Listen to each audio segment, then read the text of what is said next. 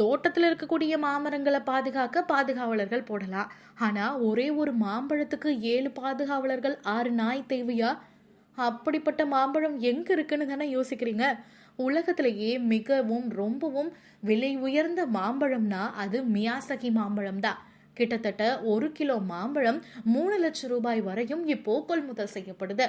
அப்படி என்ன இந்த மாம்பழத்துல ஸ்பெஷல் அப்படின்னு பாக்குறீங்களா? மியாசகி மாம்பழம் ஜப்பான்ல இருக்கக்கூடிய மியாசாகி அப்படிங்கிற மாகாணத்தின் பேர்ல தான் அழைக்கப்படுது. 20ஆம் நூற்றாண்டோட பிற்பகுதியில ரொம்பவுமே தேர்ந்தெடுக்கப்பட்ட இனப்பெருக்க செயல்முறை மூலமா இதை முதல்ல உருவாக்கியிருக்காங்க. இந்த மாம்பழங்களை தனித்தனியா கையால மகரந்த சேர்க்கை செய்யப்பட்டு பூச்சி தூசி கடுமையான வானிலையிலிருந்து ரொம்பவுமே பாதுகாத்து வளர்க்குறாங்க. ஆனா அது மட்டும் இல்லாம சீரான சூரிய ஒளி இதுக்கு வர்றதுனால இதோடைய கலரே ரொம்பவுமே டிஃப்ரெண்டா இருக்கு. அது மட்டும் இல்லாம இதை சூரியனுடைய முட்டை அப்படின்னு அழைக்கிறாங்க. 1 கிலோ 3 லட்சம் வரையும் செயல்படுது. தொடக்கத்திலிருந்து முடிவு வரையுமே சாகுபடி செயல்முறை கைமுறைன்னு இது எல்லாமே சிறந்த தரமா இருக்கு. அதனாலதான் இதோடைய மகசூலும் அதிகமா இருக்கு. மாம்பழத்தோடைய ஆடம்பரமும் இதுக்கு அடையாளமா மாறிடுச்சு.